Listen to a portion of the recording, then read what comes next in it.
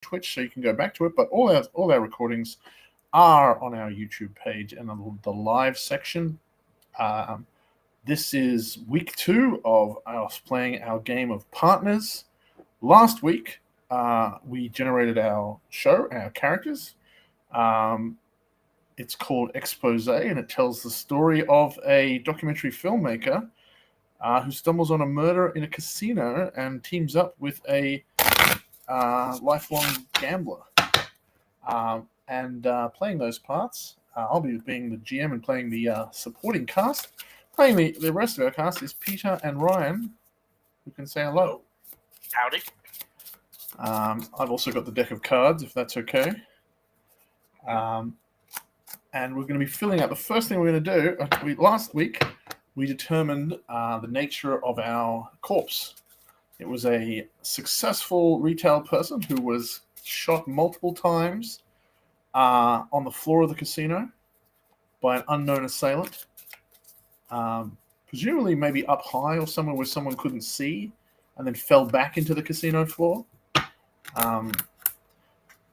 At the start of every episode in a game of Partners, you generate the 4 suspects who are going to be your people of interest for that episode.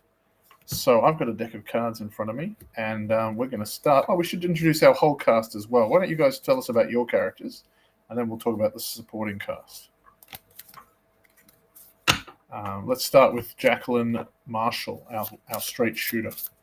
I'm playing Jacqueline. She is a documentary filmmaker who always makes sure of the facts. Excellent. Ryan. Yes, and I will be playing Lawrence Duchamp, a wild card who always takes the riskiest show his path to solving any case he can. Our other cast, we include the Superior is David Driver, who is in charge of the purse strings behind the Straight Shooters films. We don't know exactly too much about her previous films and the financial status, but somebody is signing the checks and ensuring that she can't just film whatever she wants whenever she wants.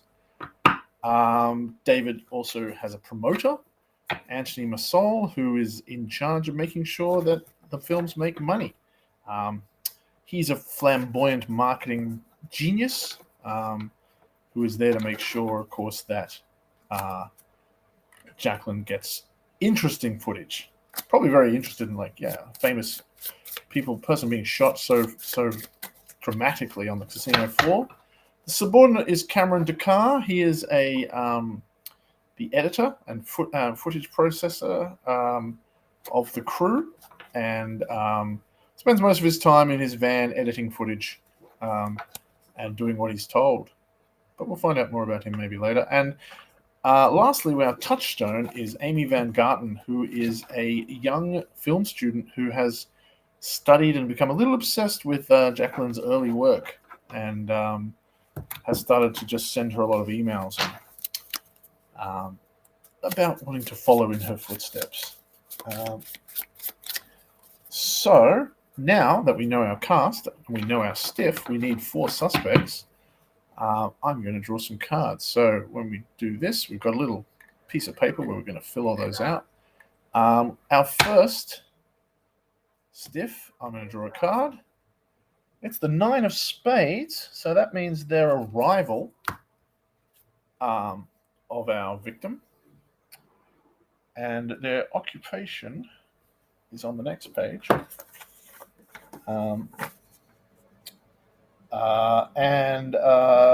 They have a 9 of spades means they had a positive relationship on the surface. So it was a friendly rivalry, we might assume.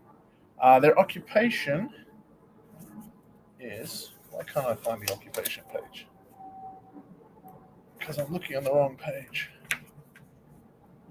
No, they don't have occupations. That's not right. Do they have occupations? Am I confused?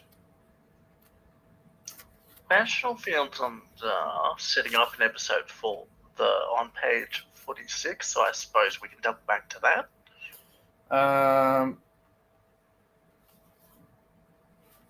Yeah, specifically, I just believe that you figure out from the relationship what their job is. So Arrival suggests that they were in some sort of position of running maybe a casino or a hotel or in a business rival of some sort.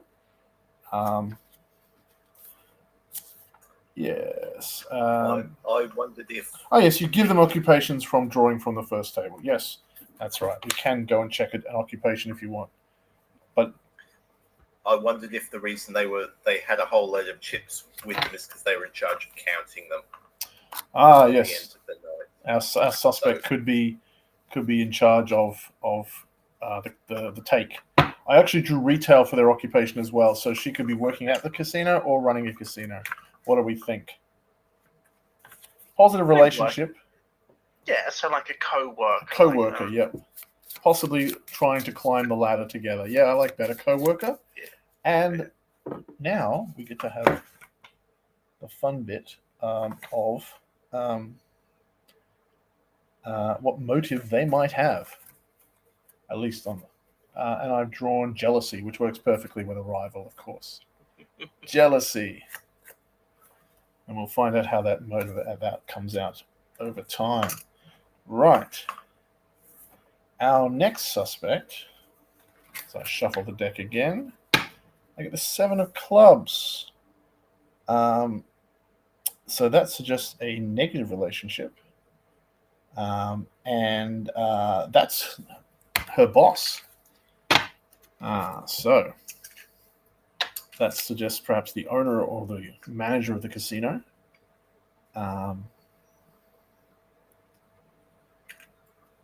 And his motivation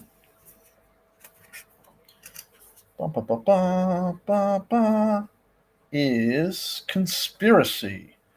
Something beyond and larger than things that might be seen. Right.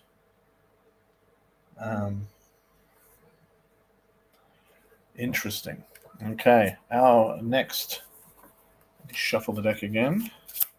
For our next suspect, we have,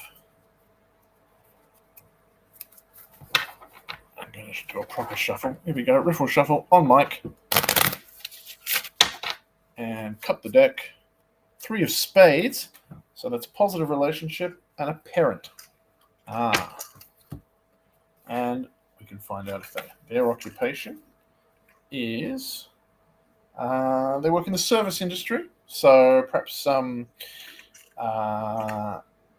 they were working the tables, maybe a waiter of some sort or a cook.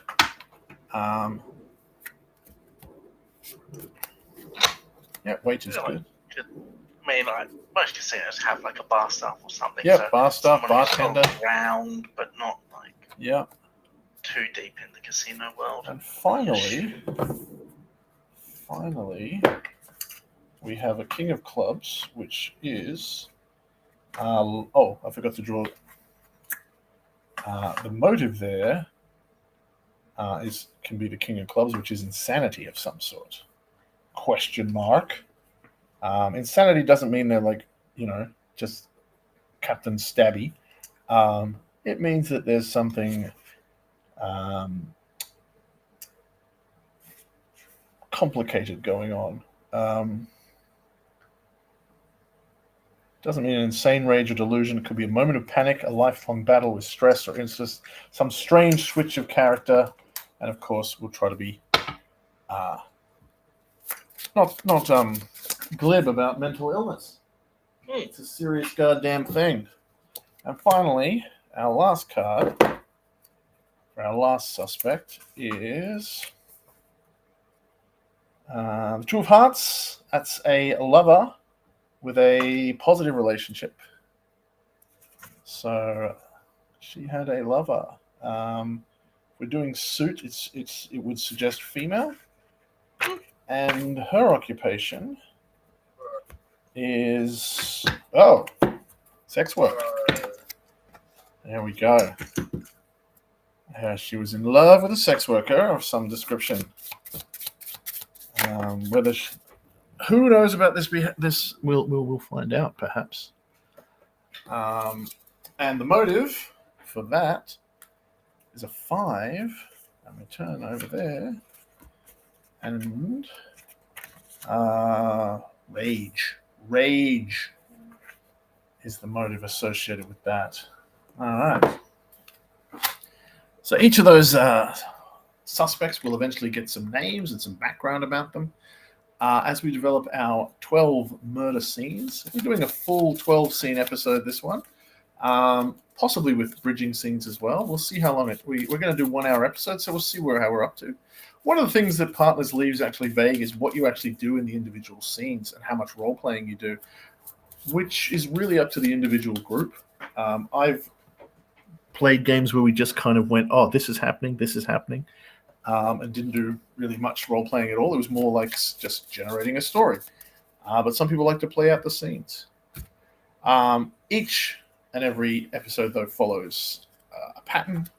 We have 3 staging scenes, three evidence scenes in each act, and there's 4 acts. And every time we draw a card to see what which of the suspects are involved. We've had our teaser shot, so our first scene, the primary on this scene will be the wild card. And we'll go and see how we set that up. So, for a procedural scene, the first thing we need to do is figure out which suspect we're going to be looking at as our first part of evidence, and what kind of evidence is going to be involved. So I will once again shuffle this lovely deck of cards. And we have a 2 of hearts, and our hearts suspect is the parent. This is the waiter parent, and that's records that aren't financial details or phone records. Could be employment records, could be health records. In our first episode, the wild card is primary. When the wild card is primary, let me just double check. Yeah, wild card is primary first. They begin the scene by using the random word that we also generate for each scene to talking about something completely unrelated to the case that is entirely unhelpful or entirely inappropriate.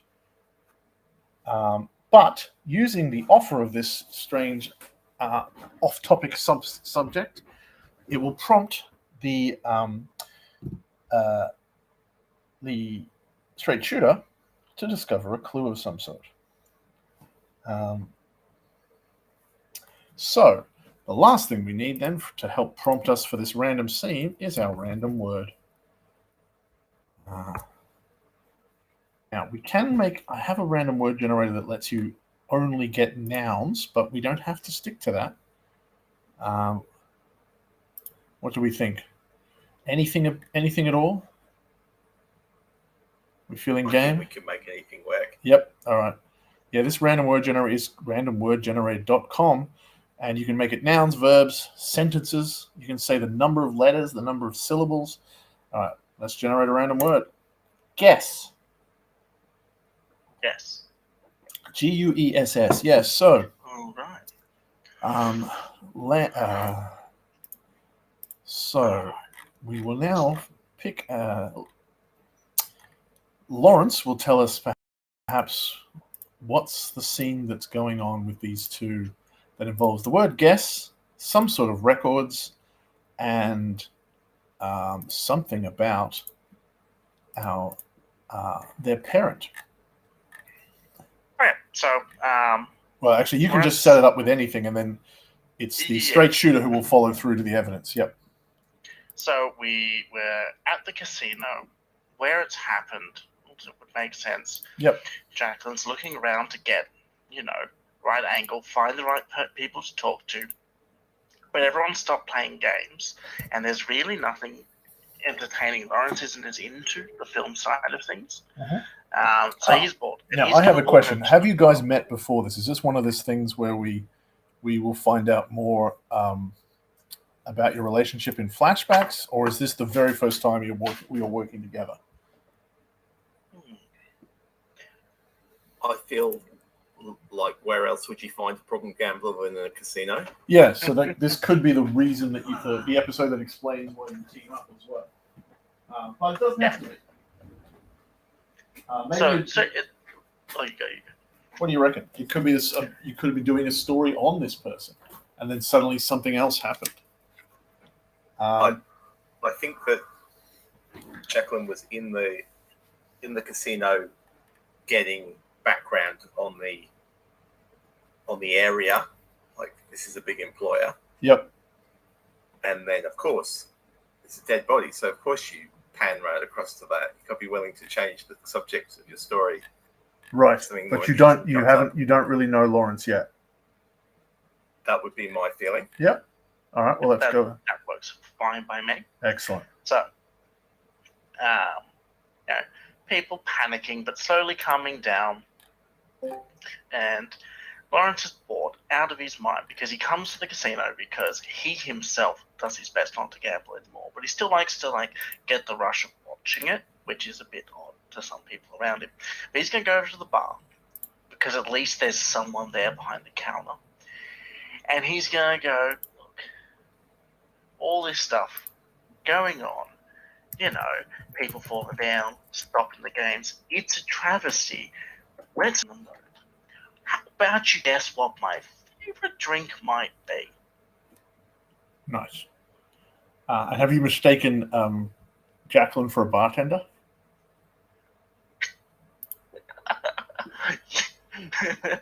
Yeah, because if she's looking around for angles to shoot from or people to look for, and she's managed to get back there to have a look around. Yeah. Because he's not famous for paying the most attention in the world. So that would work. Yep. All right. Well, Jacqueline gives you an icy look and says, I don't work here, but I'll give you this one for free while no one's looking. And while she's back there, she notices that there are still some unserved food and drink orders stuck up in the little railing. Yep. And one of them was for the victim. Aha. Right. So how are we linking that though to the suspect? Well, it happens that the victim's father is the bartender on duty right now. Mm-hmm. So he comes over and tries to get rid of us Right. from behind the bar and scoring a freebie. Which But he's obviously is not okay. obviously not okay. Yeah. That freebies are for high rollers. But it basically starts complaining about how his daughter's just died and this is not the right time for joking around. Yep. All right. Suitably chastised, you move away. We know. So we've learnt basically the very briefest outline of their relationship, which is of course what the branches is all about: surface connections, and who else they might have connections to as well. So her father works at the bar, we just lost someone. Was that one of you guys? Nope. That was just spectators. All right, so we've established that he works at the bar, and for those who haven't played Partners, every time one of the suspects come up, we explore further into their relationship. We start with the branches, which represents how they're connected to the murder victim and any other suspects. We learn their general role in the life of the victim and the surface nature of the relationship. It might broadly speak to motive, but not in a strong way. Fills in some details. Next, we'll learn about the roots, which is the true core of the relationship. It might not match the images of the branches, and it will explain a bit more of how the center of things Finally, we go into the poison, which is the sickness in those roots, and then the fruit, which is how that poison has come to a point. So we've begun with the branches of Her Father Works a Bar, and is certainly still expected to work despite all this going on. Doesn't seem to be any sort of stopping. I assume the police have been called and things like that. And Yeah, I assume they so. hopefully don't take too long to get there. yeah. All right. Our next card is the Jack of Spades, which means this is about our dead woman Sharon. Was it what was her name? Sheila. Sheila's lover. And the card as a jack involves another dead body. Good Lord. So this time our straight shooter is in the lead. Will be seeking evidence, but be stymied in some way of getting it. The random word will, however, prompt the wild card as a way to see a solution to get it. And your random word is actually executive. So that's pretty good.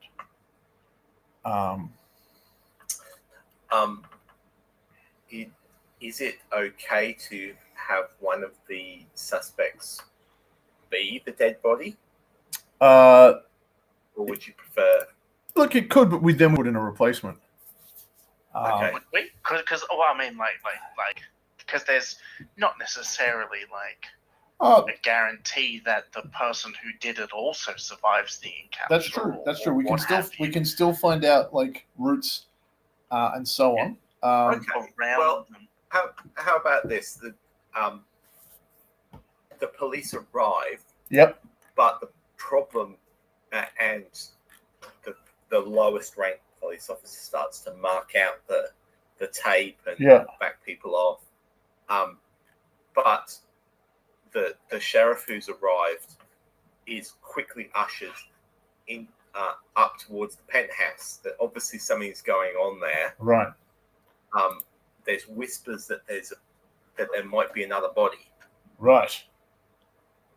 But obviously Jack wants to get up there and is blocked.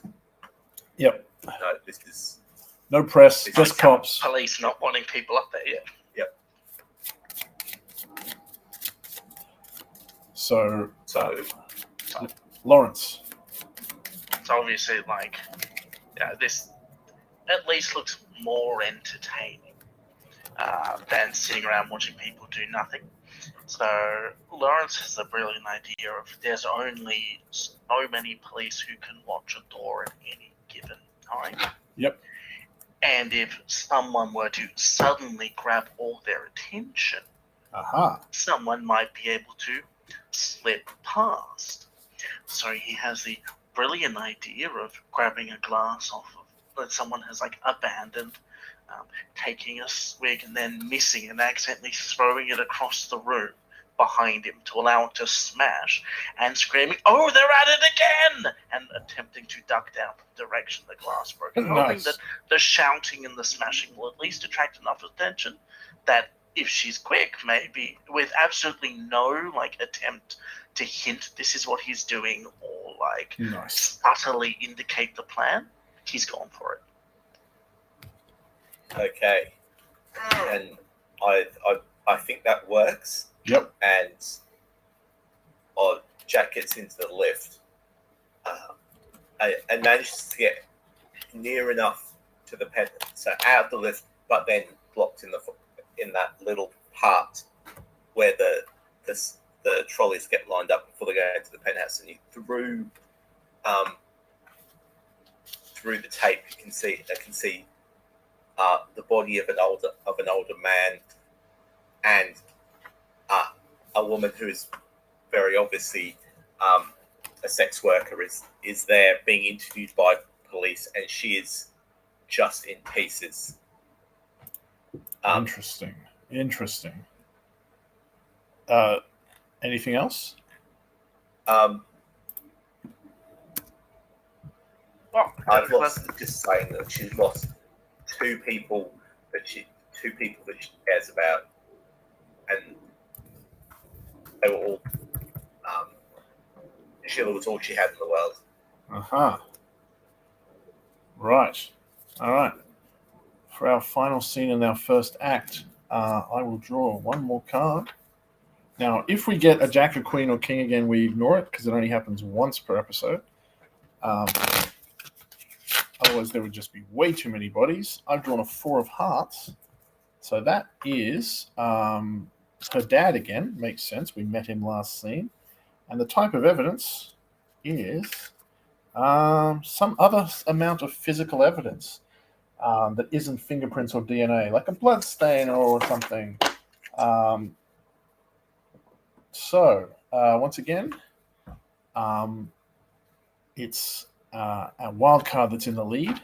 So presumably you've now regrouped. What was your what is your thoughts? What's Jacqueline's thoughts about this help that she suddenly received that she might not have wanted but did take? I think she's grateful for the opportunity, Yep. and when she goes back downstairs, she goes over Lawrence and thanks him for the assist. Right. And that just opens up the conversation. Excellent.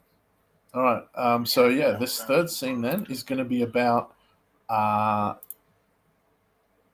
some sort of physical evidence. It's going to involve her father, and the random word is straight. I'm going to give these people some name. I'm going to say his name is Lou. There you go. So again, we're going to kick us off with the wild card leading the scene, and then it will prompt some sort of discovery from our straight shooter. Alright. So Jacqueline's come over and thanked him, and Lawrence is more than happy to be of assistance. Anything to sort of break the monotony. But he notices that possibly, he's not sure if it's from the shouting or the smashing of glass or the sort of general melodrama he drummed up, but a pair of police officers are currently marching straight towards him.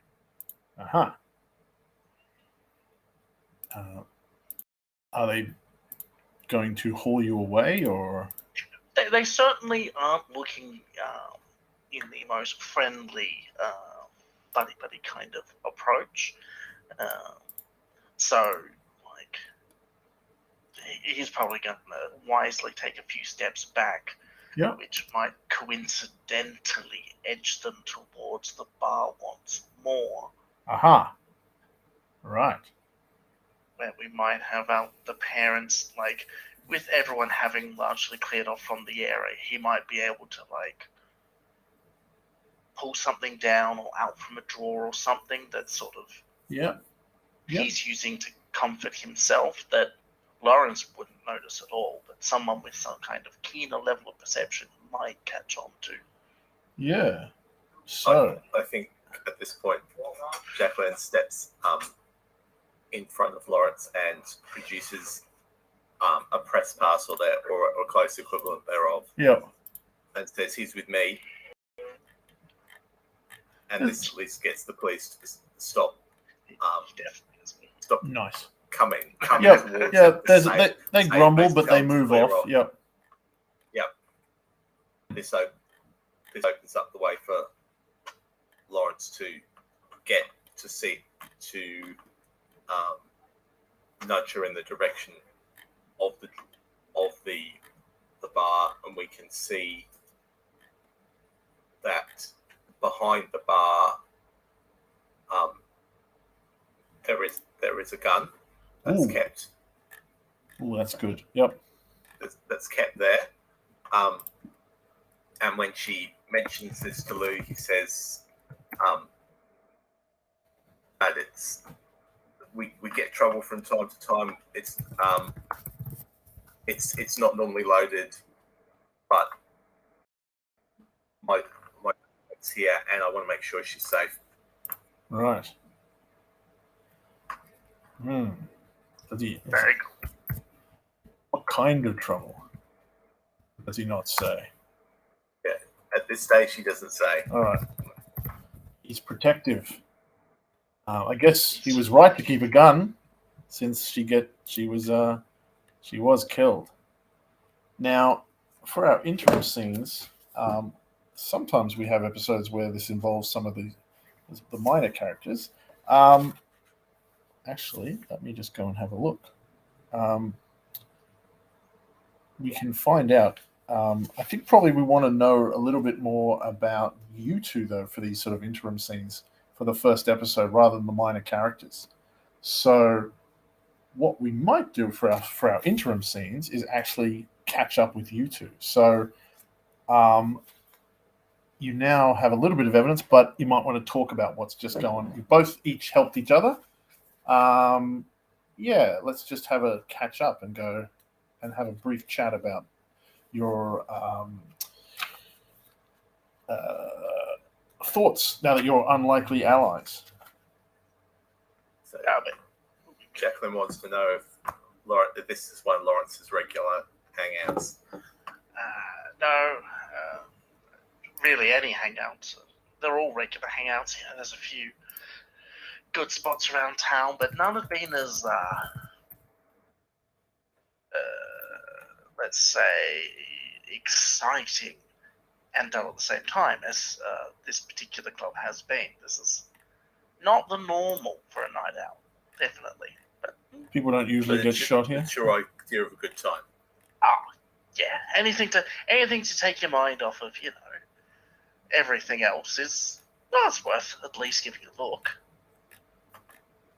Well, if you want to look, then stick with me, and I should be able to get us a little bit of access. But no more shenanigans with glass, okay? Look, I am a man of my word, therefore, I sincerely promise not to promise to involve any more glass. And ad Well, at break. least that's honest. Very nice. All right. Our next card for Act 2 is the King of Clubs, which is a confession of some sort, coming from her co-worker. So she might be confessing not necessarily to the murder, but she's confessing something. I'll give her a name. Her name is Angela. Yeah, that'll do. Angela Rivers. And we don't know anything about her except that they're rivals and there's some jealousy between them. And our random word for this scene is soil. And we are start with there's a straight shooter scene.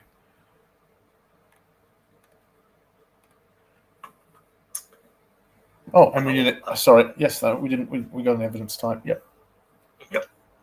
So, at this point, Angela comes over to Jack, says,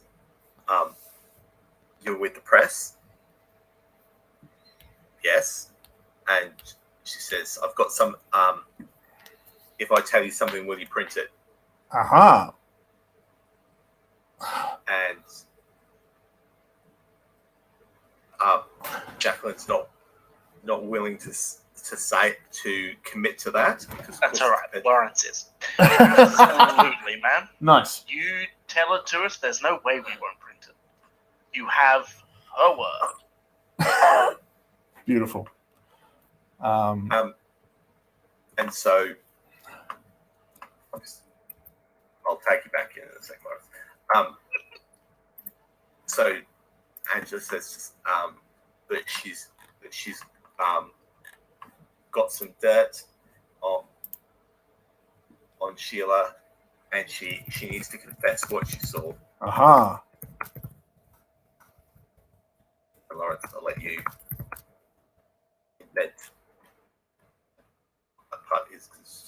No, they get to she takes them into like one of the side rooms, which normally would be for VIPs, but currently is empty as most people have cleared out. Yep. And she's points out that she's been collecting notes that she thinks, and by things like she's got receipts, she can pretty conclusively in her mind prove, though if we would look over the evidence, it wouldn't be conclusive by any measure. But she thinks Sheila's been skimming off the top as she's been having a hand in controlling the take at the end of every day. Well, she's pretty sure some things just haven't gone back where they're supposed to. She's got receipts that certainly hint towards it. But it was never enough to take to the boss. That's probably why somebody killed her. All right. Our next scene involves the boss. And the evidence type that will be involved is a 3. Some fingerprints or some DNA. And Wildcard is setting us up. So presumably with this evidence, you might want to go and talk to the boss. The casino manager's name is Dick Masters. There we go.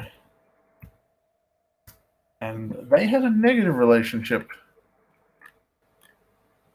And the word, is sodium. Salt. Oh my. Yeah.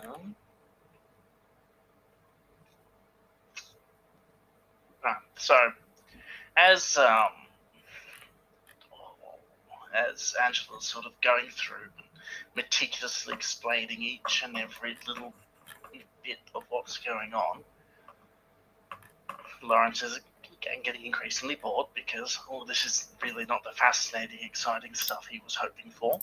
Yep. So he plans to start digging around, just looking here and there, shuffling things about. And he notices when he opens up a pair of cupboards, what he's pretty convinced, to the best of his knowledge, is a bag filled to the brim with very finely ground rock salt, like absurdly finely ground rock salt. Like better quality than you would find in the shops. Like, it's a nice looking bag of salt.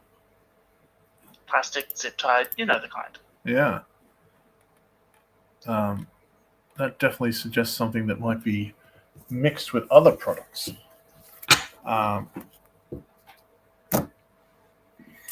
He'll grab that and saunter out, going, "Oh, look, Look what I found." your confession's nicely great, but the investigator general brings something else to the table. I found salt." Interesting. It's definitely not because it's a Drake's captain. That would be for Margaritas. That would be madness to assume that he's confident. It's important. Well, it could spark something else in your mind, though, our straight shooter. What? Jack thinks about margaritas with the salt on the rim and realizes that the rim on the balcony that the victim fell off of must have some kind of markings that would indicate how she went over, in which direction, Yep. the force of it. So, and this is not something that the police have been quite as diligent in roping off. Like, there is tape, but you can get it a lot closer to it than you can to the body. Right. So she shuffles up there and Maybe he's wiping it down.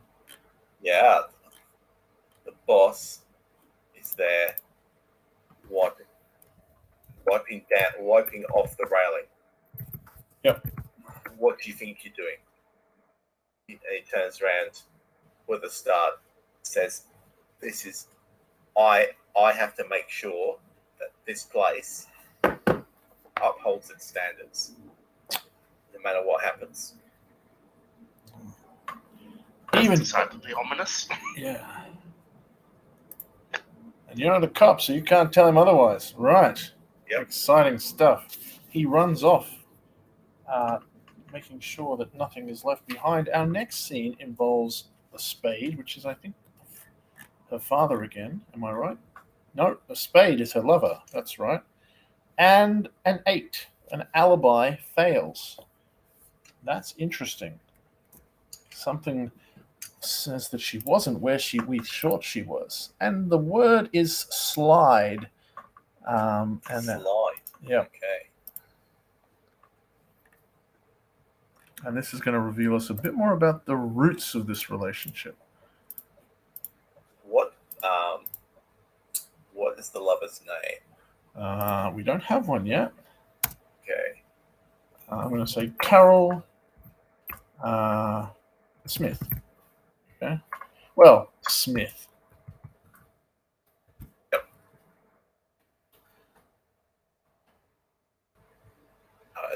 At this point, the ground floor lift doors open, and Carol, the sex worker, oozes out, having regained her composure.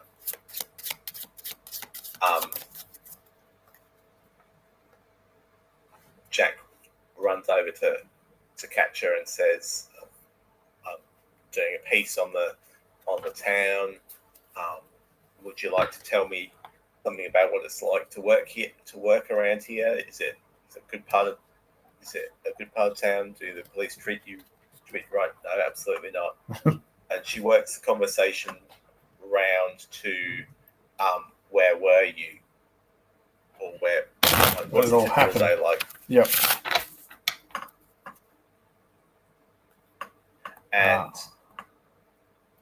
Carol says that she was with a client at the time. At the time, Sheila was shot, but then. ... Yep. Yep.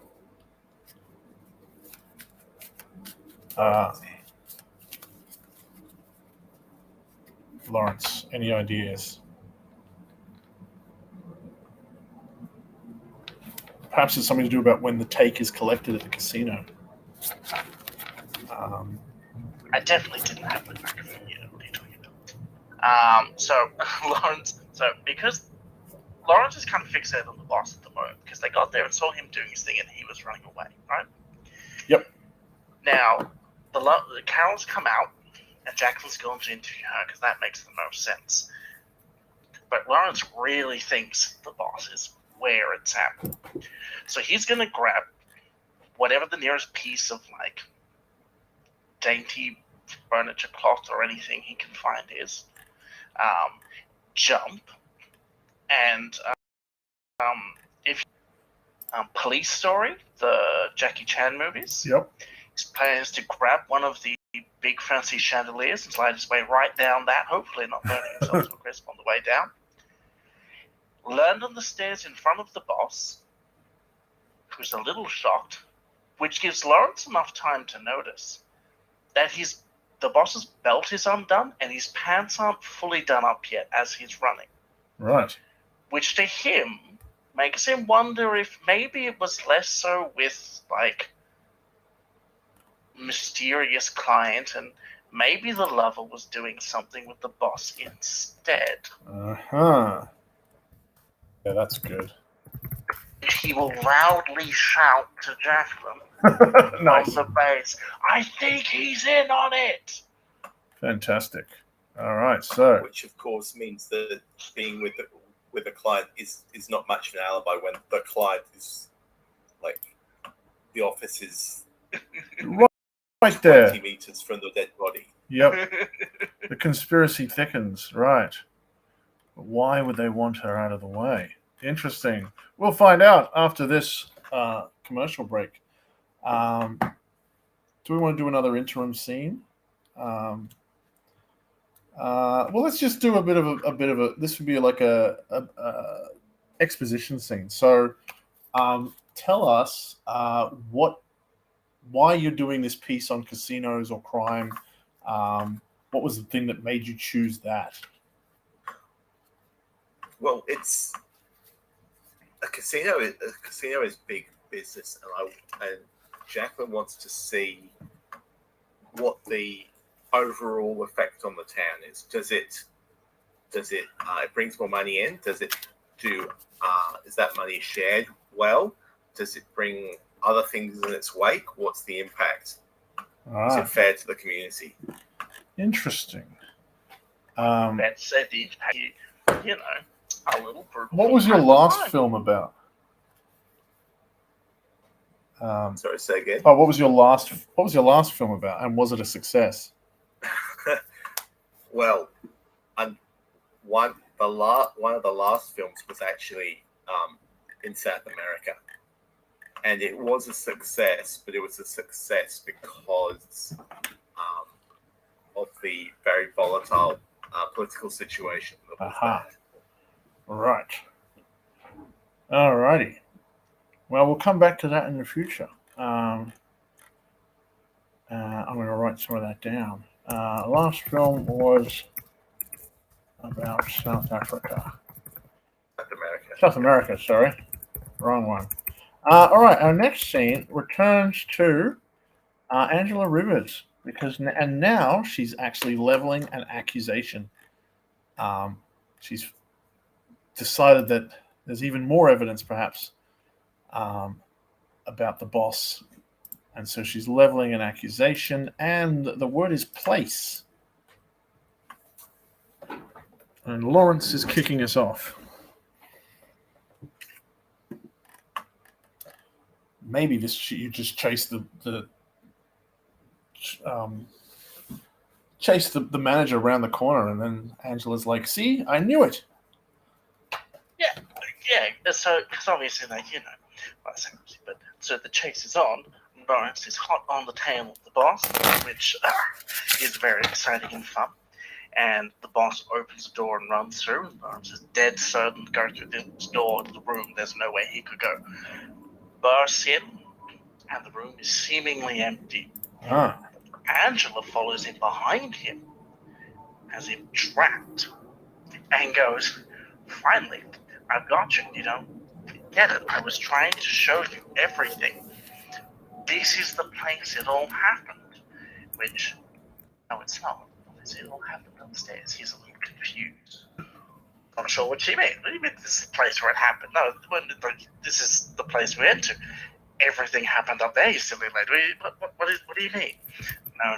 She's talking about the casino. It's not just that Sheila was taking money. It's not just like any one thing. This whole casino, something's going on, and she reckons it goes all the way to the top. All right. Jack can walk in behind and put two and two together. Okay, so this looks very like a room that they would use as a board meeting room. Of course. A long mahogany type table. Yep. And asking Sheila asking Angela how she knows this, where she says, I had to come in to deliver a message for the boss. I was here, and I heard him that they had to do something about Sheila. Yeah, do something about Sheila. Definitely plotting to kill Sheila, or at least. Yeah. So we get the strong impression that there's Angela is speaking of the dead. Yep. This is not what you would expect from someone who is friendly with her. Yeah. I mean, she's like, she's pointing the finger at her boss, but she's going, Sheila was up to her neck in it, and that's why they killed her. All right. We're now finding out so many secrets. What is going on at this casino? Let's have another scene. All right. The Two of Diamonds is other records that aren't financial. So that is our casino manager. Yeah. So time to find out what he's hiding, perhaps. And our random word is enemy.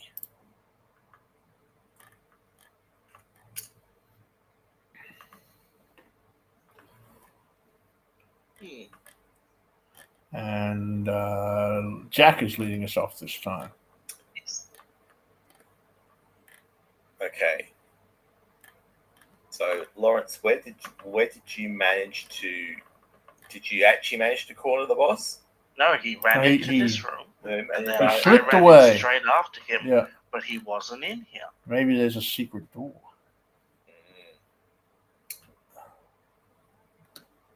So obviously, we have to start like pulling everything off the walls, pressing everything that could look like a book or a handle or a cabinet. Everything. Just start wrecking up the room. I'll start. Look here. Here are minutes of all the boardroom meetings.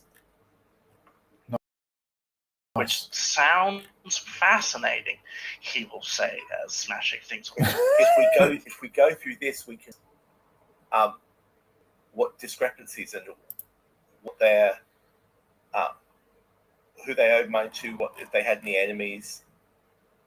That sounds like just fascinating. Here, hold this mirror for me, will you? I'm gonna smash it. Nice. What? This is glass. Yes.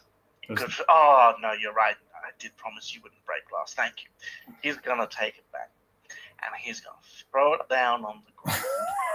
Whoops. And they'll realize, in doing so, as it breaks, that glass is actually two-way glass. Oh, very nice. And that there appears to be a hidden room beyond where he took the mirror down from. And we figured out how to get in there, but Nice. clearly someone was watching what was going on in here. Probably with tapes and recording devices as well. And I think we start up one of the tapes, and we can hear the boss.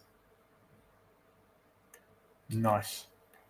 Talking about moving things around and merchandise and money, and our next scene in this act is the Four of Hearts, which brings us back to Lou, the father. And the four is more physical evidence. So, something is now pointing to the poison that lurks in the relationship between Lou and his daughter. And it involves physical evidence. And and our random word is vision. Oh, we're looking at cameras and stuff, so maybe Lou is in the boardroom. Yeah. So while watching, maybe because it's through the mirror, so it's not quite the clearest thing. But we've heard the boss speak and we've heard Lou speak, so we know their voices. And the boss is saying, well, we've got to move inventory. We've got to take care not just of keeping our own operation, but paying attention to what's around us. We'll hear a door open, someone comes in, and he says, thank you. Then you hear the voice saying, sir, we have something we need to talk about. To which he says, not now, but don't you worry. I've kept a solution to all of our problems close to heart.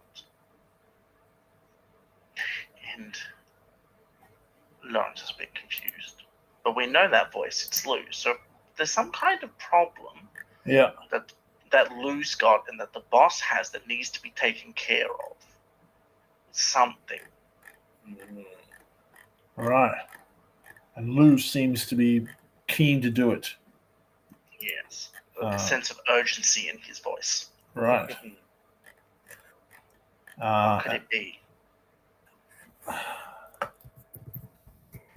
back to Jack to sort of wrap it up. Can you see anything in this that maybe reveals?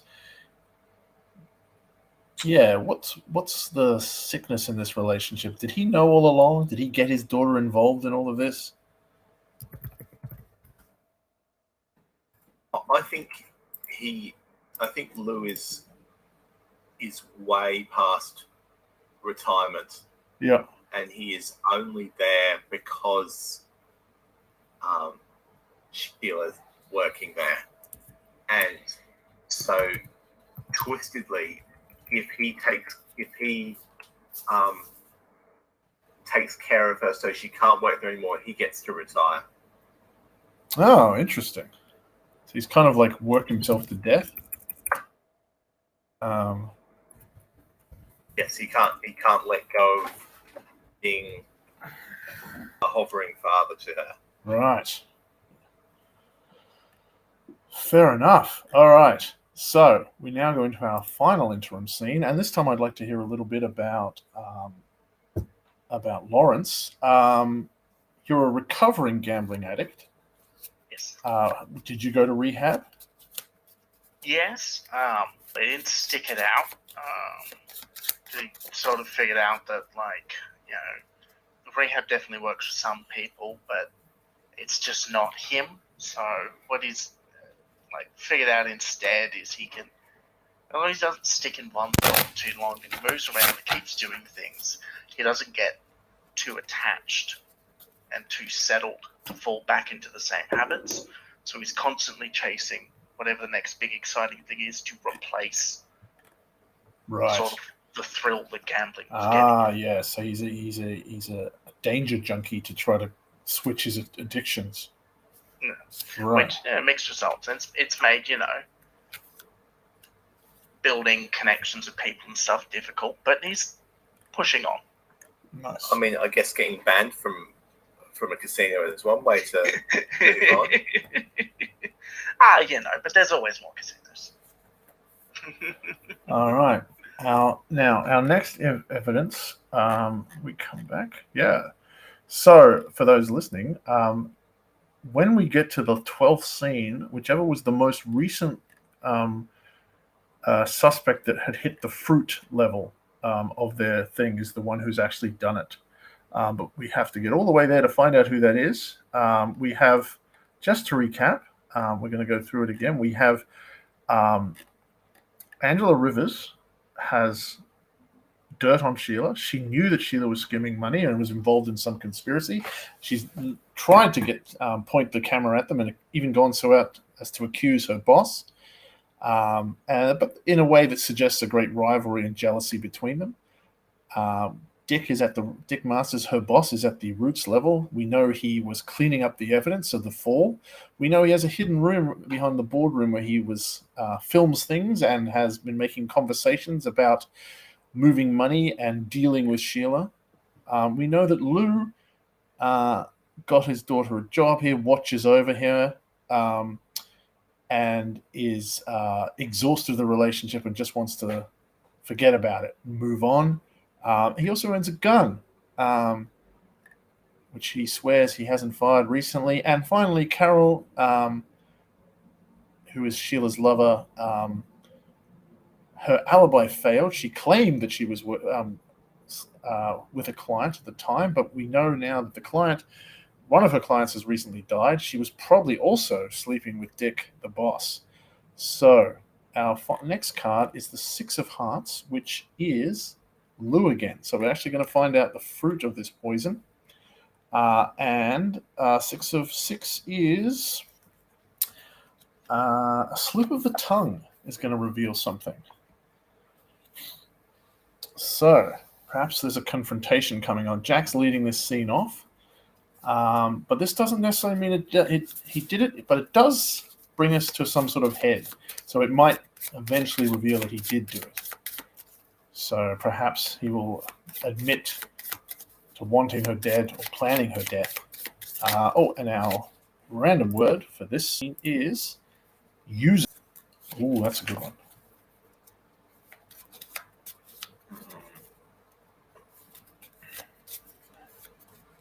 Okay, so Jack goes to confront Lou with the evidence, with the video evidence. Yep. She has a camera there, so she can easily replay it for him, and says,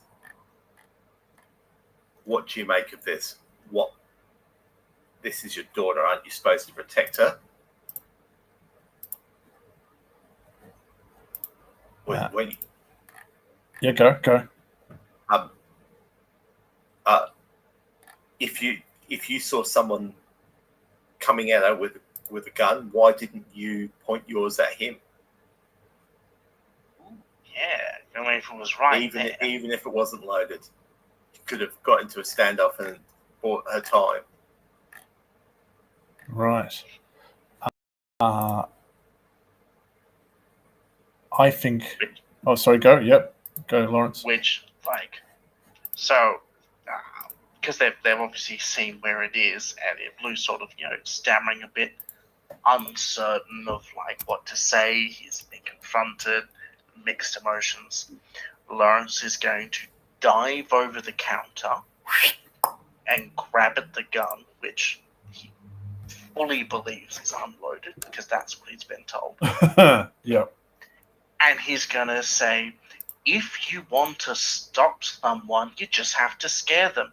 And he will point the gun at Lou, who will freak out and say, stop, no, it is loaded. Uh-huh. And there's powder on it, fresh as well. Yes. It's been shot recently. Right. 2 scenes left in this story. Did he kill his own daughter?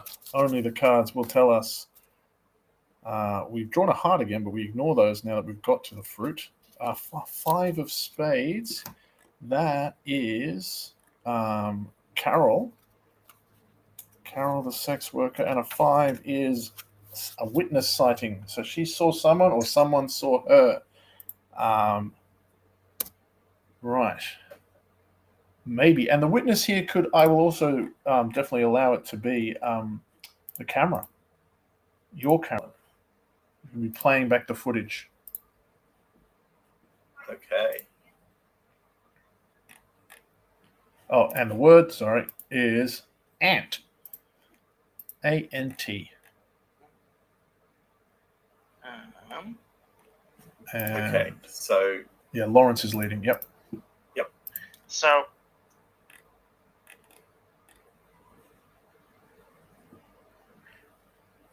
Lawrence is he's currently holding a gun pointed at someone who he's just been told is loaded in a building that likely still has police in it.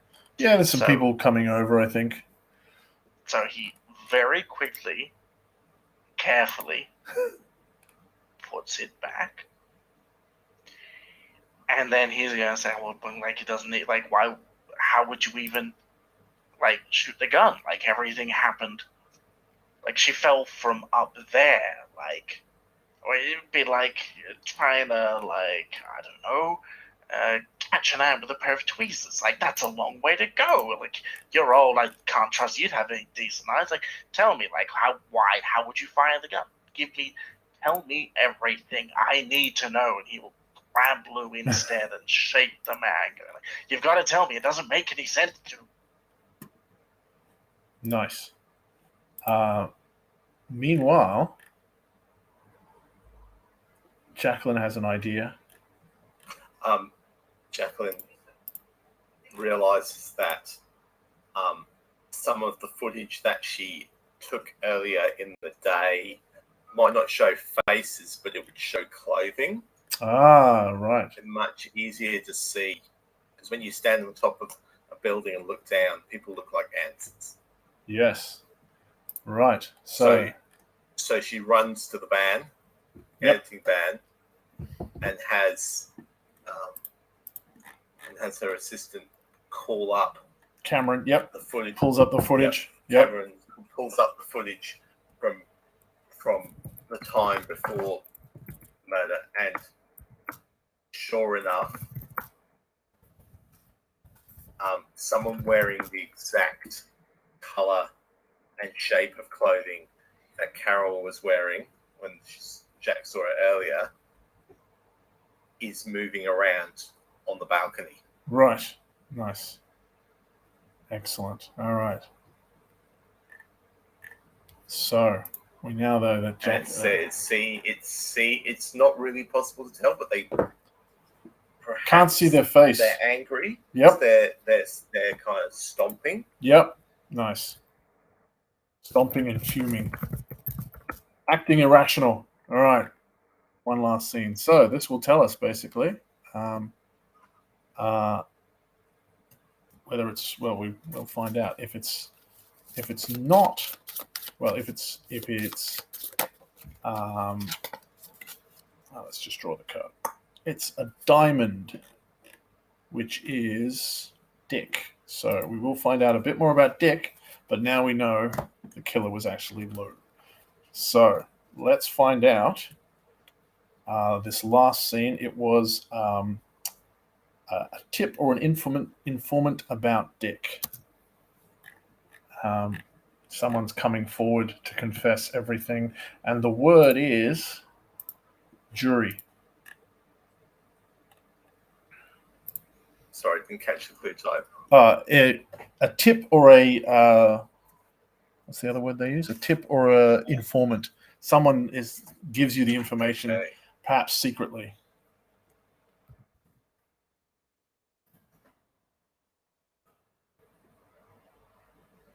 So, Jack, you're leading this off. Okay. So we need to know, if only we could find out who else was in the room at the time Lou was talking to Dick. Yep. They had this very creepy conversation. And it could have. If we had a witness to it, we could break the case wide open. Sorry, I was just saying, it could have been Carol. Could have been Carol. But if we could, Lawrence, do you have any ideas who could possibly have been there at the time that we can squeeze for this information? Right. Okay. So, there's Carol, there's the boss, obviously Lou here. Yes, you stay stuntman. The body is the body. Okay, genius plan. If we get everyone in the room at once, there is no way the one who did it won't be under the pressure. The one saying it wasn't them until eventually it's them. So we just have to round all of them up. It's like in all the TV shows of detectives and stuff. We put them all together and we got them.